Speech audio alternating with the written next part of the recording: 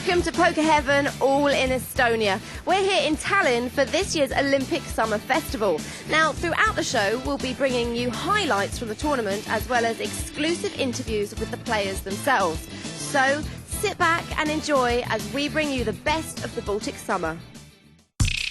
The Republic of Estonia has an estimated population of just over 1.3 million and is situated in northern Europe on the eastern shores of the Baltic Sea.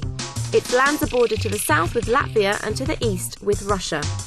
Having declared independence from the USSR as late as the 20th of August 1991, Estonia went on to gain membership of the European Union on the 1st of May 2004. Its capital, largest city and economic heart is Tallinn, where the Parliament building resides. Estonia's premier event is held over 2 days and sees 56 players competing for a prize pool of over €26,000. The main event is a multi-table freeze-out tournament in which no rebuys are allowed. Finnish player Jukka Juhovenen's poker experience spans across 4 decades. Past wins include the Perla Poker Parade and the Baltic Open Championships. His aggressive style and intimate knowledge of the game will help keep his opponents on the back foot. Local favourite Imre Liebold is currently basking in his success at the 2007 World Series, where he finished 5th in the $1,000 shoe event in Las Vegas.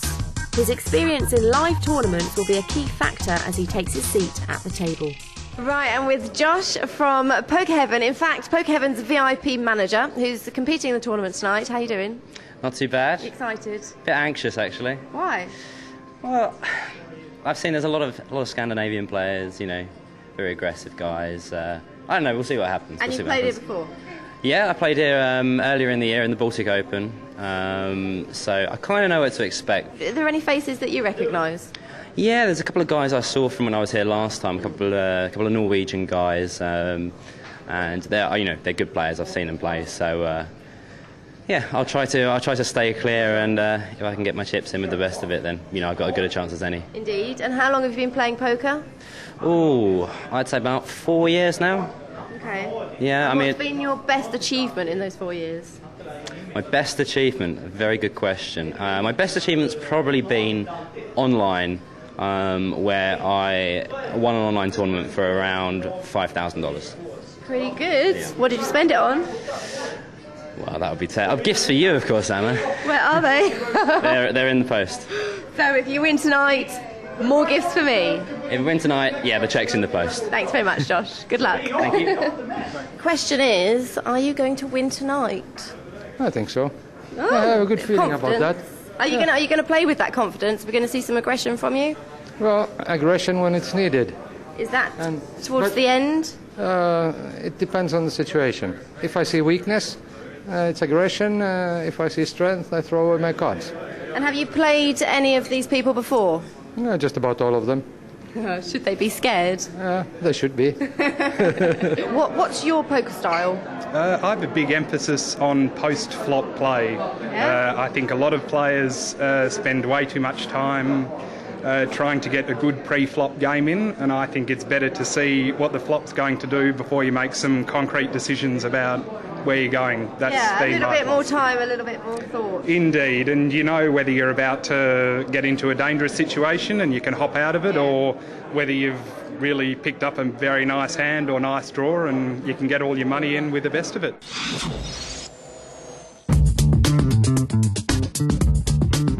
This is level 1, the blinds are 25.50, and we have 56 players all vying for a seat at the final table. Deceit, aggression and courage descended upon Tallinn for the ultimate thrill, to outplay and outthink a field of 55 poker players and be crowned this year's Olympic Summer Festival main event champion. With 10,000 in chips and starting blind levels of 25.50, action was extremely cautious as players attempted to expose their opponent's weaknesses. All-ins were few and far between as players folded to the slightest hint of danger. It wasn't until pocket kings ran into pocket aces that our first player was to fall by the wayside. He raised me, I just pushed him pocket aces. I had lots of hours, but you know. Do you know what though? You don't go away empty-handed. Oh no, for your troubles, you get this. I don't know what it is. It's kind of a squishy dice. Yeah, this. What do you think about that? I think I could have used this, you know, on the table. Just, you know, roll the dice and see what I'm gonna do. Well, next It could have gone worse, you know. Next time, this could be your lucky charm. Yeah. Take it to every tournament you go to. I'll use it tomorrow. There's a Yeah. rebuy, so. Well, I wish you good luck for next time. Thanks a lot. Thanks for talking to us. You. Thank you. If your original raise is answered by an all-in and a call, there is only one course of action. Nicholas Eliasson found himself in such a position and decided to lay down the Anacornicova and let the Kings go to war against the Jacks. Even a single ace on the flop could not have saved him as the boisterous Swede celebrated his monumentous laydown. With all the excitement in the air, we took the opportunity to catch up with Poker Heaven's operations director and find out more about poker in the region. Poker and the Baltics, I mean, it's come on the radar over the last 12 months. We had the Baltic Open back in June, which had a lot of Poker Heaven players in it as well.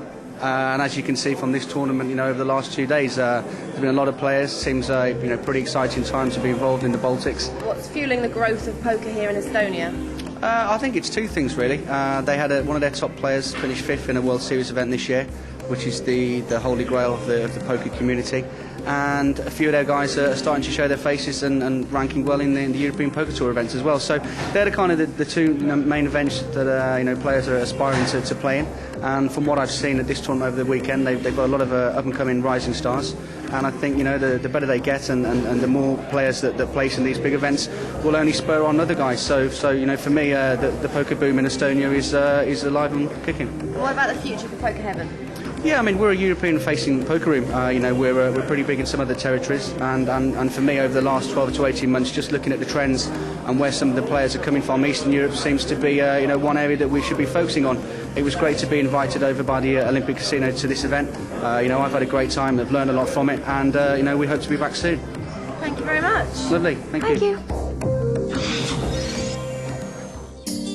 As play progressed towards the 7th level, the remaining 26 players' differing styles began to show through. Some chose to play tight, laying down ace-king after hitting top pair on the flop, whilst others placed their fate in the hands of their opponents by pushing all in with middle pocket pairs. And then there were those who decided to throw caution to the wind and after declaring they were ahead, called all in with king-3 offsuit.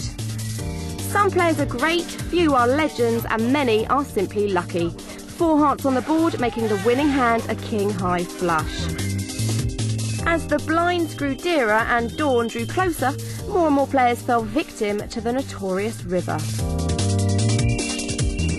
I'm here with Raps, who, let's face it, sometime later has come back and joined us because where have you been since you got beat? Well, I've been drinking heavily. Do you feel better for it? Not at the moment. Maybe I'll play a few cash games and see how I get on. And how long have you been playing poker yourself? About 3-4 years, Yeah. mostly on the internet. And Yeah. that's why this experience today was a bit unusual for me. A bit different. Yeah, a bit well, different, for yeah. a start, you can actually see everybody's faces, can't you? Yeah, that's right, yeah. If you could sum up your experience in one word, what would it be? Disappointing. Oh, but No, but great. It's been great. You know, people fantastic and very friendly people to play with poker with. And even though I went out like that, everyone's great to me. it's a learning experience. Yeah. Yeah. And you did get a dice. Oh yeah, I got dice. And I have got a purpose for these now. Next time you're playing, we've been using it. It's a. squeeze it for Oh right. stress relief. No, we were using it for more naughtier questions, but. Well, we'll end that right now. 18 players remained, and as we began the 9th hour of play, our very own Ace Josh was one of those vying for a seat at the final table. I've tried to make a move here and there, but I've just been re-raised and, well, you know, as I said, I'm still there, short stacked, and let's talk in an hour and see how I'm still doing. Quite exciting. I hope to hear some whoops and some high fives coming from your area a little bit later. Well, it's getting a bit late now, so you might hear a yes, but a whoop might be too much to ask for at this time. That's lame, Josh. That's my bedtime. Get back to your table. Okay. Good luck. The role of Bubble Boy was yet to be cast. Fear of being branded with the infamous title caused many to lay in wait, whilst others pushed their chips across the line in an attempt to gain enough ammunition for the final battle. But ultimately, a player's fate is left in the hands of the dealer, and fortune doesn't always favour the brave.